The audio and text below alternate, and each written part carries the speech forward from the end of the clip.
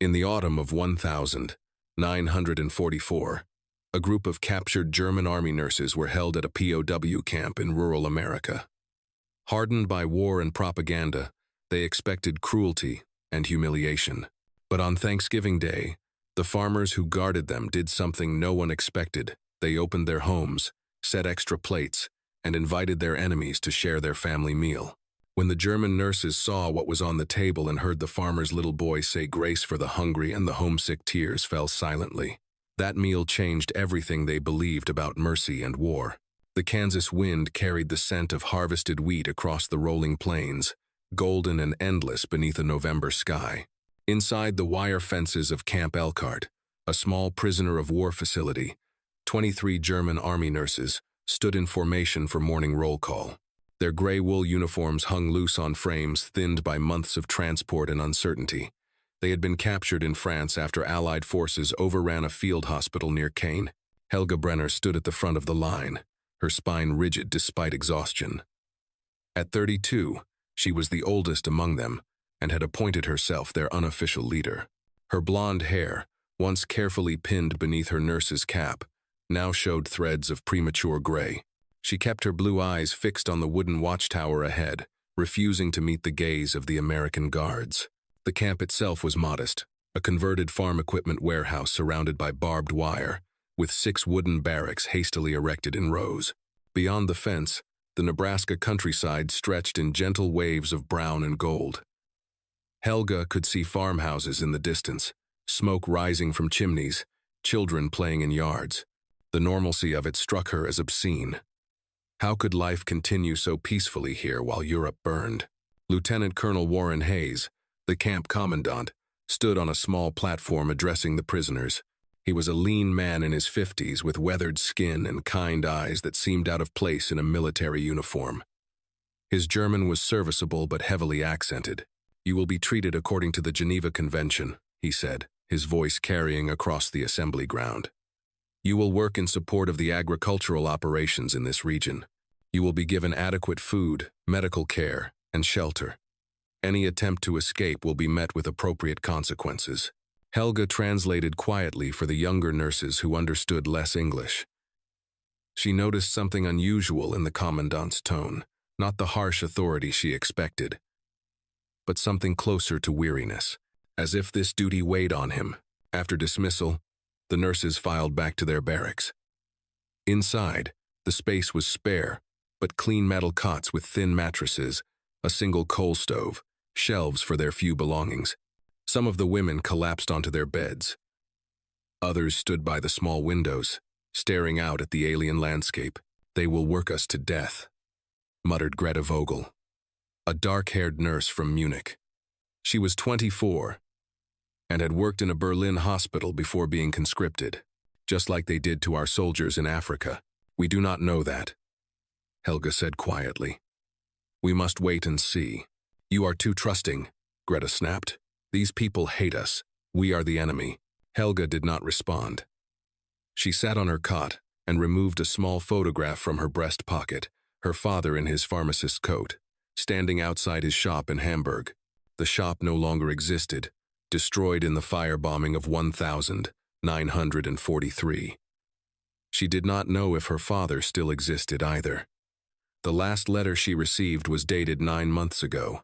Through the window, she could see American farmers arriving at the camp gate in trucks and wagons. They wore overalls and work boots, not uniforms. Most were older men or boys too young for service.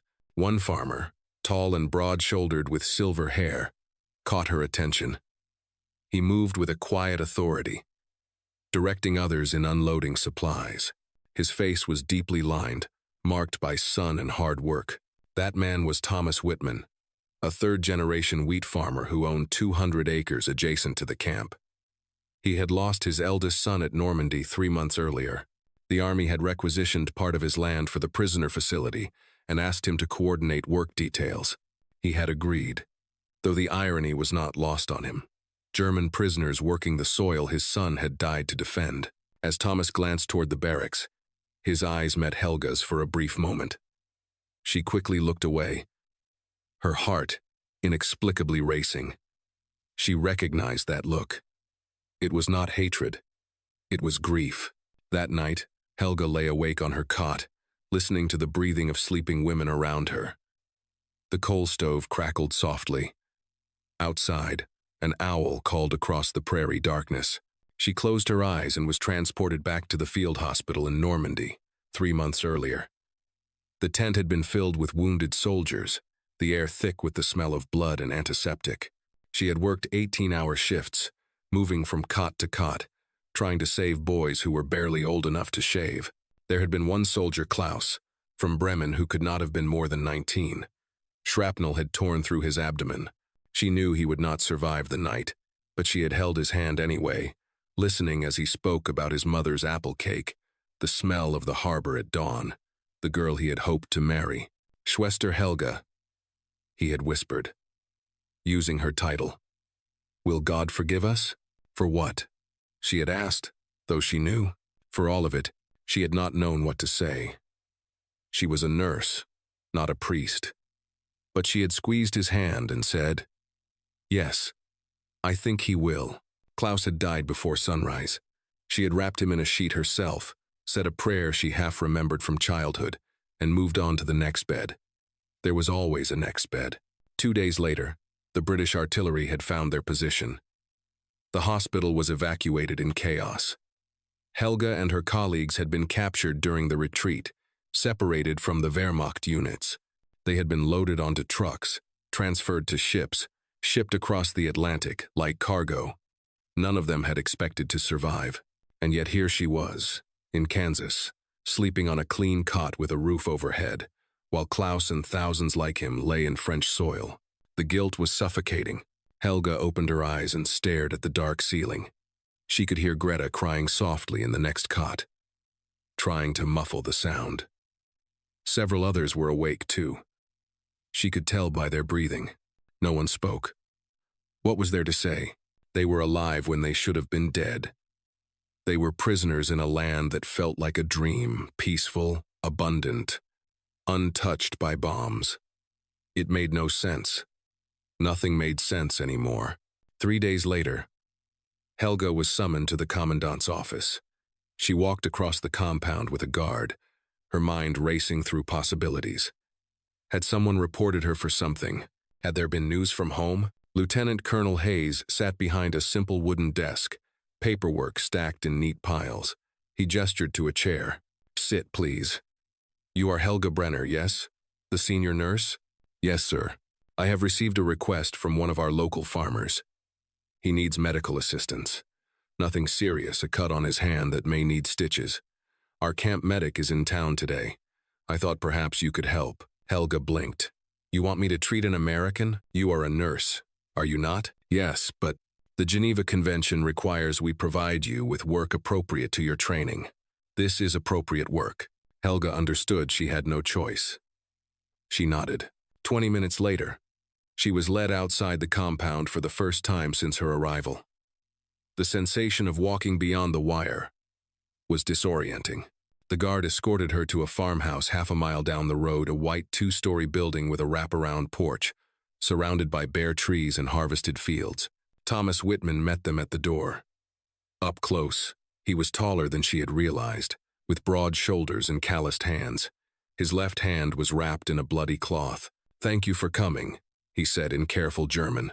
His accent was terrible, but the effort was clear. Helga was so surprised she forgot to respond. The guard remained on the porch while Thomas led her inside to the kitchen, a warm, spacious room with a cast-iron stove, wooden counters, and shelves lined with preserves. A boy of about 7 sat at the table, watching her with wide eyes.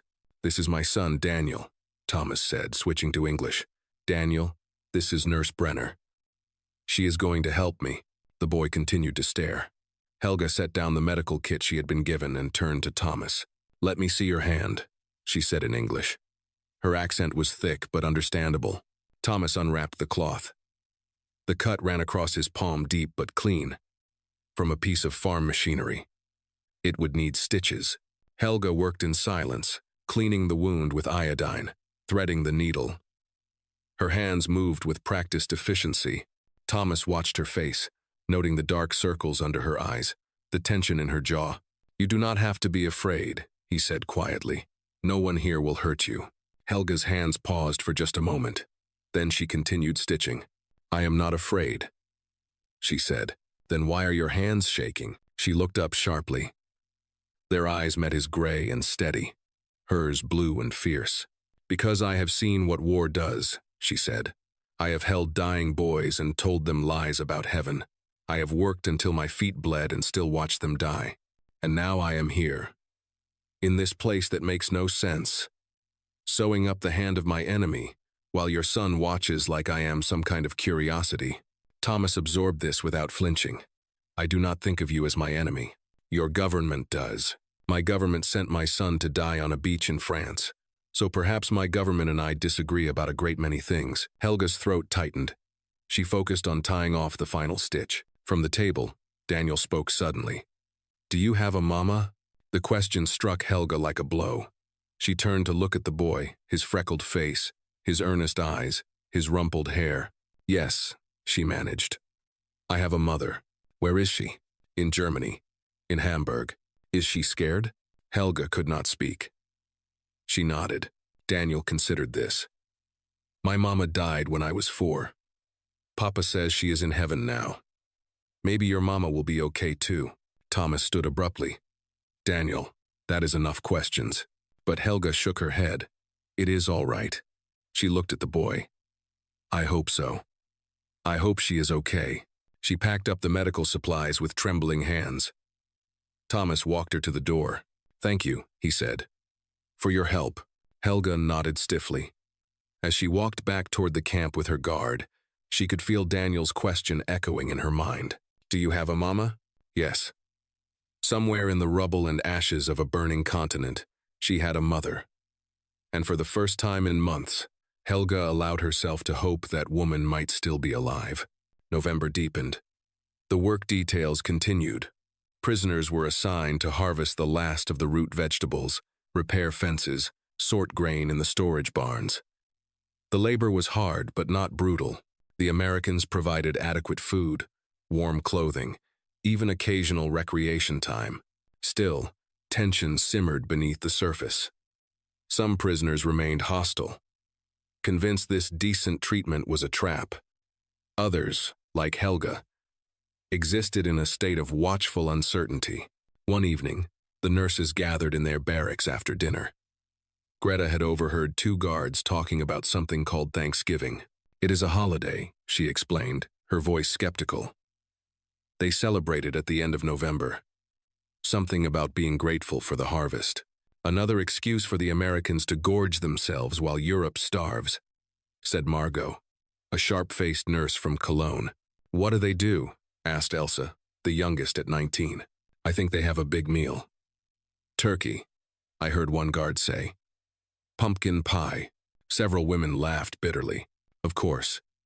While our families eat potato peels and grass, they feast. Helga listened but did not join the conversation. She sat on her cot, mending a hole in her uniform. Through the window, she could see lights in the farmhouses beyond the fence, families gathering for dinner, children playing before bedtime, the ordinary rhythms of life continuing, oblivious to the weight of history pressing down on this small corner of the prairie. She thought of her last Thanksgiving Erntedankfest. They called it at home. It had been 1939, before the war, when her father's pharmacy was still standing and her mother still smiled. They had attended church, given thanks for the harvest, shared a meal of roasted goose and potatoes. The world had seemed solid then, predictable. How quickly it had all dissolved. The next day, while working in the grain storage barn, Helga overheard Thomas speaking with Lieutenant Colonel Hayes. I would like to extend an invitation, Thomas was saying. For Thanksgiving, my family would like to have some of the nurses join us for dinner. Hayes looked surprised. That is very generous, Thomas. But I am not sure it is appropriate. They are prisoners, not monsters. And it is Thanksgiving. If we cannot show mercy on this day, when can we? I will need to think about it. There are protocols. Protocols. Thomas's voice was tired. Sometimes I think protocols are how we excuse ourselves from doing what is right. Helga pretended not to hear, but her heart was racing. She did not understand exactly what they were discussing, but she caught the words nurses and dinner and Thanksgiving. Was it possible? Would they really invite prisoners into their homes? She dismissed the thought as absurd. It had to be some kind of misunderstanding. But the rumors proved true. 2 days before Thanksgiving, Lieutenant Colonel Hayes called a meeting in the mess hall. All the nurses were present, along with several guards. "We have received an invitation from the Whitman family and several other local families," Hayes announced. "They have requested that some of you join them for Thanksgiving dinner. This is entirely voluntary. Anyone who wishes to participate may do so." Silence filled the room. The nurses looked at each other. Uncertain, Greta stood. "Is this some kind of test? To see if we will try to escape?" "No," Hayes said simply. "It is an invitation to dinner." "Why would they do this?" Margot demanded. "We are their enemies." Hayes paused, choosing his words carefully. "Because they believe that even enemies are human beings, and on Thanksgiving, they wish to share what they have." More silence. Then Elsa raised her hand tentatively. "I would like to go," she said quietly. "If it is allowed." Several others nodded. Eventually, 15 of the 23 nurses agreed to participate, including Helga. Greta and a few others refused, convinced it was a trick. The next day, the selected nurses were assigned to help with preparations. Helga found herself back at the Whitman farmhouse, this time with 3 other nurses. Thomas greeted them at the door, his stitched hand healing well. "Thank you for coming," he said. "We have much to do." The women were led to the kitchen, where Thomas's sister-in-law, Margaret, was coordinating the cooking. She was a sturdy woman in her 40s with kind eyes and flour on her apron. "Welcome," she said warmly, speaking slowly so they could understand. "We are making pies today. Have any of you baked before?" Helga nodded. "I used to help my mother. Before the war." "Wonderful. Then you can help me with the pumpkin." For the next 4 hours, the kitchen became a place outside of time. The women worked side by side, peeling, mixing, rolling dough. Margaret showed them how to make the pumpkin filling, how to crimp the edges of the crust. Daniel darted in and out, stealing bits of dough until his father chased him away with mock sternness. Helga found herself relaxing slightly. The kitchen was warm, fragrant with cinnamon and nutmeg. Margaret hummed while she worked. The other American women who arrived to help neighbors and relatives treated the German nurses with cautious politeness but no hostility. At one point, Helga stood at the sink washing dishes, and Margaret came to stand beside her. "My husband was killed at Pearl Harbor," Margaret said quietly. 3 years ago, Thomas lost his eldest son in June. We know what war costs." Helga's hands stilled in the dishwater. "I am sorry. I am sorry too. For all of us." Margaret touched her shoulder briefly. "But tomorrow, we will remember that there is still good in the world. Still kindness. That is worth something, I think." Helga nodded, unable to speak past the lump in her throat. Thanksgiving morning dawned clear and cold. The prisoners who had agreed to attend were escorted in small groups to various farmhouses. Helga's group of 5 was taken to the Whitman farm. When they arrived, Helga stopped in her tracks. In the front yard, Thomas and several other men had set up a long table under the bare oak trees. It was covered with white cloth and set with plates, glasses, silverware, enough settings for at least 30 people. "Come," Thomas said, gesturing them forward. "Sit anywhere you like." The nurses exchanged uncertain glances. This was not what they had expected. They had imagined eating in the kitchen, perhaps, or at a separate table. Not this, not being invited to sit alongside the Americans as equals. Slowly, hesitantly, they approached. Helga chose a seat in the middle of the table. Other guests were arriving neighbors, relatives, children. They greeted the German nurses with nods and cautious smiles. An older man sat down across from Helga. He introduced himself as William, Thomas's father. His hands were gnarled with arthritis, his face lined with age. "My father came from Germany," he said in slow, careful German. from Bavaria. In 1889. He would be glad to know we are sharing this meal today. Helga did not know what to say. She simply nodded. More food began to appear, platters carried from the house by Margaret and the other women. Turkey, stuffing, mashed potatoes, green beans, cranberry sauce, rolls, and the pies they had made yesterday. The abundance was staggering. Helga felt tears prick her eyes. When was the last time she had seen food like this? Not since before the war. Maybe not even then. Daniel squeezed between chairs to sit next to Helga. "I saved you a big piece of turkey," he announced proudly. "Papa said you probably have not had turkey before." "No," Helga managed. "I have not. It is really good. You will like it." When everyone was seated, Thomas stood at the head of the table. The conversation quieted. "Before we eat," he said, "Daniel has asked if he can say grace." The boy stood on his chair, his small face serious. He folded his hands and closed his eyes. The November wind stirred the branches overhead. 30 people sat around the long table in silence, waiting. Daniel's voice rang out, clear and high. "Dear God, thank you for this food and for the people who made it. Thank you for keeping Papa safe when he works.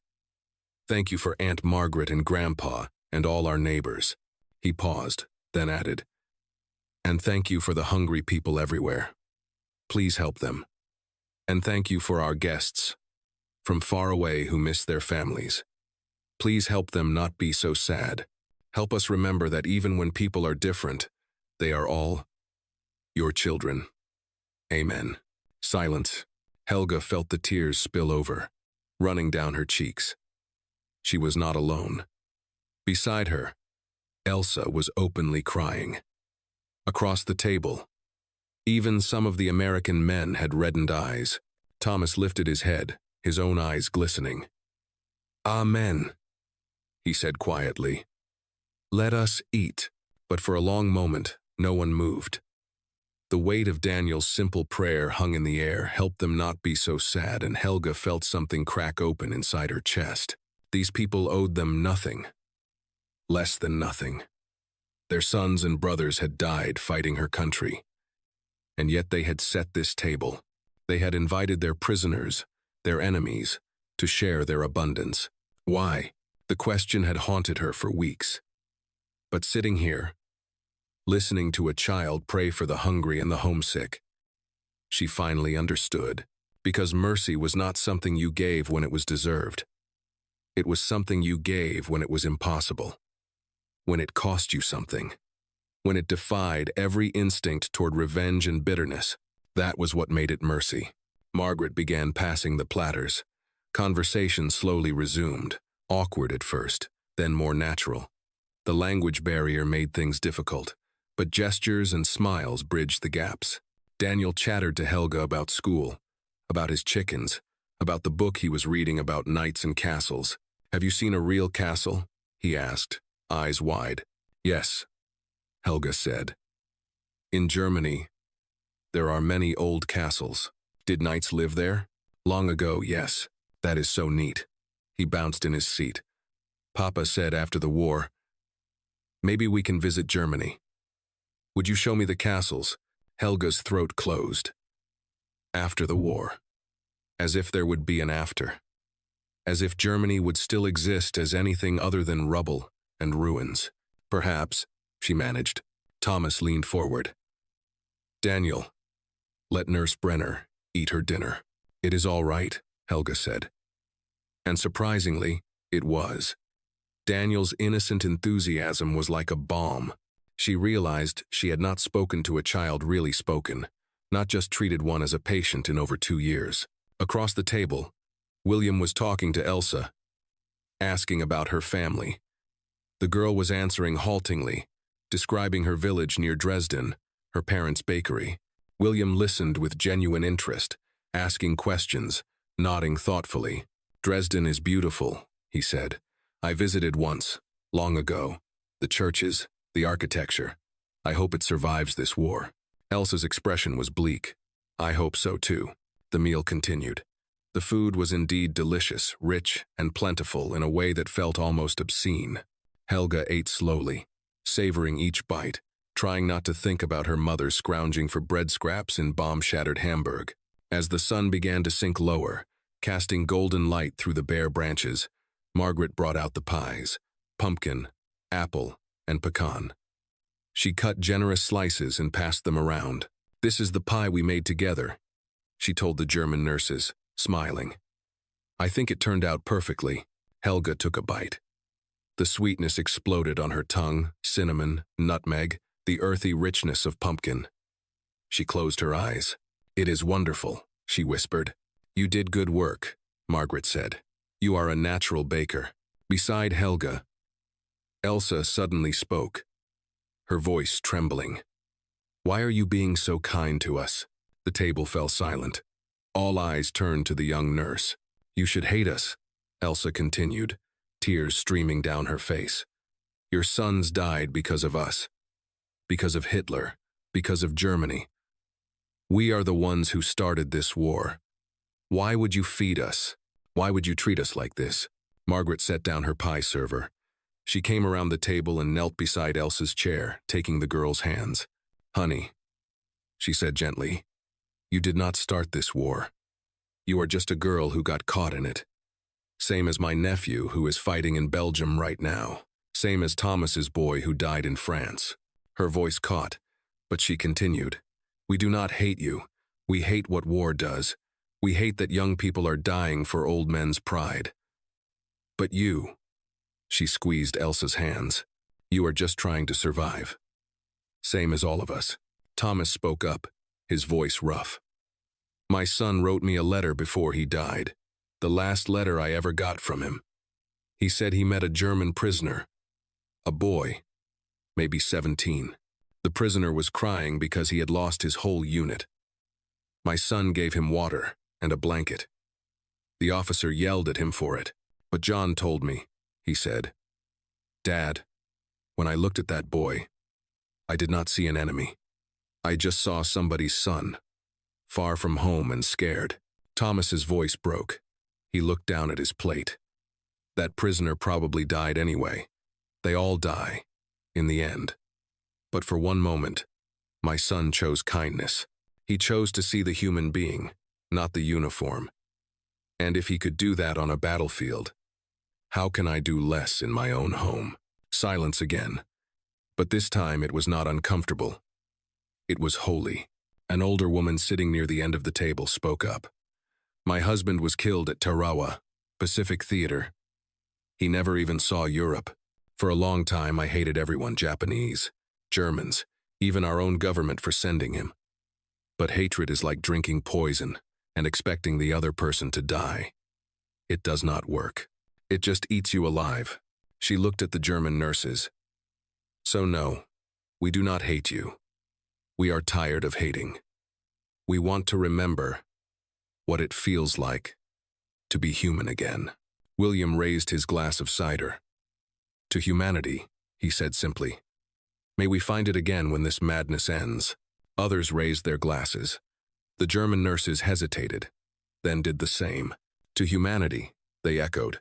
They drank, and for the first time in longer than Helga could remember, she felt something like hope. The sun set. Lanterns were lit and hung from the tree branches, casting warm pools of light over the table. Some of the older guests began to leave, thanking Thomas and saying goodnight, but many remained, talking quietly, the children playing tag in the yard. Helga found herself walking toward the edge of the property, needing a moment alone. She stopped at the fence line, looking out over the darkening fields. The stars were beginning to appear, cold and bright. She heard footsteps behind her. Thomas approached, carrying 2 cups of coffee. "I thought you might want this," he said, offering one. "Thank you." They stood in silence for a while, sipping the hot coffee. Finally, Thomas spoke. "When John died, I thought I would go mad with grief. I wanted to hurt someone, blame someone, make someone pay for taking my boy." He stared out at the fields. But then I realized the men who killed him probably feel the same way about their sons. Everyone is grieving. Everyone is angry. And if we all keep trying to make each other pay, there will be no one left. Helga nodded slowly. In Germany, we were told that Americans were cruel, that you would torture prisoners, that you had no honor. She glanced at him. I do not know what to believe anymore. Believe what you see, Thomas said simply, not what you are told. What I see, Helga's voice caught. What I see is impossible. You should hate me. Why? Because I am the enemy. Because my country killed your son. Your country did not kill John. War killed John. And war is bigger than you or me or any of us. He turned to face her. Helga, may I ask you something? Yes. If you could go back before any of this started, would you have chosen this? Would you have chosen war? No. God. No. Never. Then we are the same. We are just people who got swept up in something terrible. And the only way out is to start treating each other like people again. Tears slid down Helga's cheeks. I want to believe that. But how? How do we come back from this? One meal at a time, maybe. One prayer. One moment of kindness. He smiled sadly. It is not much. But it is something. Behind them, Daniel's voice called out. Papa! Nurse Helga! Come back! We are singing! They walked back to the table. The remaining guests had gathered close, and Margaret was leading them in a hymn, Amazing Grace. The German nurses did not know the words, but they hummed along, the melody universally recognizable. Helga stood between Daniel and Elsa, their voices blending with the Americans in the cold November air. Above them, the stars wheeled in their ancient patterns, indifferent to the wars and sorrows of humanity below. But here, in this small corner of Kansas, under the lantern light, enemies sat together and sang. And for one evening, the war felt very far away. That night, back in the barracks, the nurses were unusually quiet. Even Greta, who had refused to attend, sensed something had changed. What was it like? She asked Helga, her voice softer than usual. Helga sat on her cot, still wrapped in the borrowed coat Margaret had insisted she take. It was. She struggled for words. It was like being human again. She pulled out a piece of paper and a stubby pencil. The guards had recently allowed them to send letters home, though there was no guarantee they would arrive. Dear Mama, she wrote in German. I do not know if you will receive this. I do not know if you are still alive to read it. But I must try. I am in America now, a prisoner of war. But I am safe. I have food and shelter. The people here are not what we were told. Today, I shared a meal with an American family. They lost a son to the war, but they invited us into their home. They treated us with dignity and kindness. A little boy prayed for us at dinner. He called us God's children. He prayed that we would not be so sad. Mama, I am still sad. But for the first time since leaving home, I feel like maybe there is a way forward. Maybe we do not have to hate forever. Maybe when this war ends, we can learn to be human again. I pray you are safe. I pray Hamburg still stands. I pray I will see you again. But if I do not, know that in the end, I found mercy. And it came from the most unlikely place. Your daughter, Helga. She folded the letter carefully and placed it with the others to be collected in the morning. Around her, other nurses were writing too. Elsa was curled up on her cot, journal open, pen moving rapidly. Margot stared at the ceiling, tears sliding into her hair. Even Greta had taken out paper, though she had not yet written anything. The coal stove crackled. Outside, the prairie wind whispered through the wire fence. Helga lay down and closed her eyes. For the first time in months, she slept without nightmares. In 1947, 2 years after the war ended, Thomas Whitman received a letter from Germany. The envelope was thin, the postage strange, the handwriting careful. He opened it at the kitchen table while Daniel, now 10 years old, ate breakfast. Dear Mr. Whitman, it began in English. I hope this letter finds you and your family in good health. I am writing to thank you for the kindness you showed me and my fellow nurses on Thanksgiving Day, 1944. I returned to Germany in 1946. Hamburg was destroyed, but my mother survived. She lived with neighbors in the countryside during the worst of the bombing. We are together now, trying to rebuild our lives in a country that barely recognizes itself. I have returned to nursing. I work in a hospital that treats both Germans and Allied soldiers who remain in occupation. Every day, I try to remember what you taught me, that mercy is possible even between enemies, that humanity can survive even the worst darkness. I am enclosing a photograph. It was taken by one of the American guards on that Thanksgiving Day. I kept it hidden during the long journey home. When I look at it, I remember that even in war, kindness exists. Please tell Daniel that I did show him the castles not in person, but I send him drawings of the ones near my home. I hope he is still reading about knights. Tell him that the real heroes are not the ones who win battles, but the ones who choose mercy when they could choose revenge. Thank you for teaching me what freedom really means. It is not the absence of walls or wire. It is the presence of grace. With deepest gratitude, Helga Brenner. Thomas looked at the photograph that had fallen from the envelope. It showed the long table under the oak trees, the American and German faces gathered together, the platters of food spread before them. In the foreground, Helga sat next to Daniel, both of them smiling. Daniel peered at the photo over his father's shoulder. That is Nurse Helga. She wrote to us. Papa, can we write back? Yes, Thomas said, his voice thick. Yes, we can write back. That photograph remained in the Whitman house for the next 60 years. When Daniel grew up, he became a doctor and kept the picture in his office. He would tell his patients the story how his father had invited enemies to share their Thanksgiving meal, how a child's prayer had broken through years of propaganda and hate. It was not just a meal, Daniel would say, late in his own life, showing the photograph to his grandchildren.